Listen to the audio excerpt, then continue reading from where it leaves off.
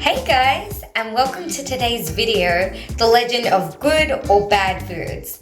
So this is part of a Don't Gasp Tuesday edition, which is a series of mini videos that are going to explore some controversial topics that come up within the eating disorder community that I may not necessarily be for, but sometimes I might be, and I just want to reimburse and re-endorse kind of the opinion that's already out there. Today's video, however, I am not really within the same mind frame of the eating disorder community for this particular subject. So I'm just going to be talking about the concept or the construct that there is good and there is bad food and what that actually means. So to begin with, let's just explore the idea of good and bad food. Now, when we talk about good and bad food, we all have the same thoughts. So we think of a good food, we think of fruit and veg. We think of a bad food, we think of chocolate and cake. And it's very much just a descriptor of healthy versus unhealthy. And I think that's where the first part of confusion comes from. We give it the title good or bad food, and this is probably something that I do agree with the eating disorder community with. Good versus bad, I don't know if it's the correct title to give it. I don't think any food is necessarily bad. It has a very negative connotation when we're saying that a food is bad.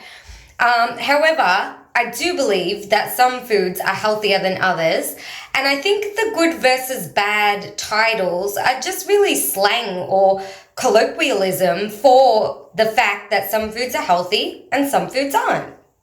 So let's take a step back for a moment. We've all had times growing up where our parents would say, no, you can't have that, it's not good for you, or you've had too much of that when you're going back to the lolly bowl at the party and having candy upon candy. And I don't think that's necessarily a bad thing. I think it's very important that we teach our children and we teach ourselves growing up the value and the worth of particular foods. So no, it's not a bad choice to have a chocolate a day, but is it a bad choice to have 2 chocolate bars for lunch over a sandwich that has butter, cheese, lettuce, and tomato in it? Probably. Just because you're getting a lot more nutrients out of one versus only pretty much sugar out of another. And if you make this a continual habit, there are health consequences, which is why I think simply categorizing food into healthy and unhealthy is actually a really helpful tool, especially for children who, if you start to describe the nutritional value and each vitamin and mineral in every single thing, they're just going to switch off. They really don't care. So if we can simplify it when we're younger and just say, this is a good food, you can have this whenever you like. This is a not so good food or an unhealthy food, and this is one that we have more on occasion because it can lead to health issues along the way, then I think we can really raise people and just ourselves who are food conscious.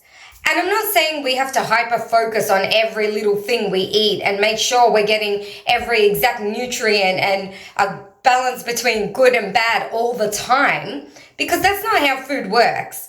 But as we grow up, we learn this ourselves anyway.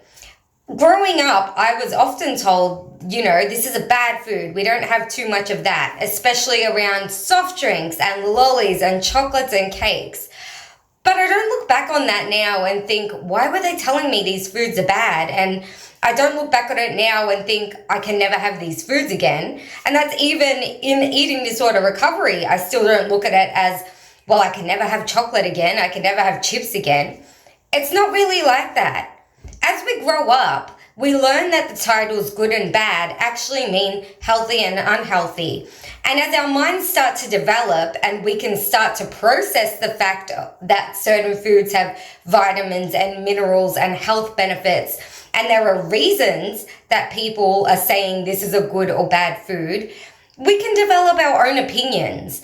It's not like someone sat me down at a certain age and said, Now, when we were saying this is a good and a bad food, what we actually meant was this has more nutritional value over another one, which is why we classed it as a good food and this one as a bad food.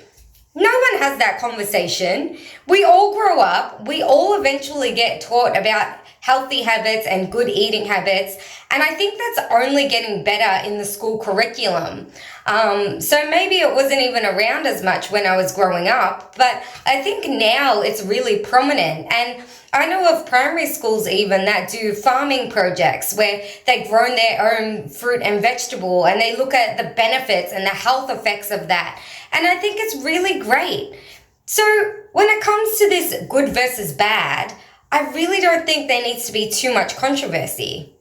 Now, I probably should have started with this point, but I think it's pretty obvious to say that the eating disorder community's opinion is that no food is good or bad. All food should be classed as one tier.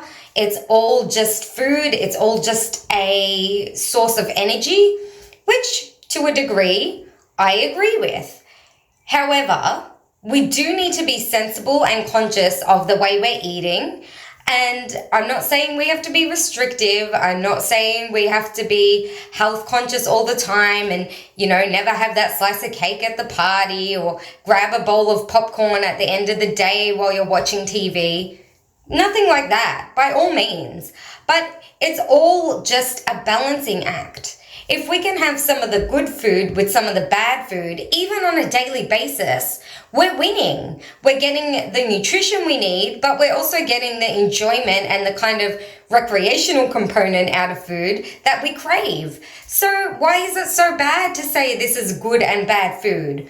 What we really need to be stating when we say there's good and bad food is there's good and bad food, but if you have majority good with a little bit of bad, that's a really good balancing act, and it's a really sensible and successful way of eating.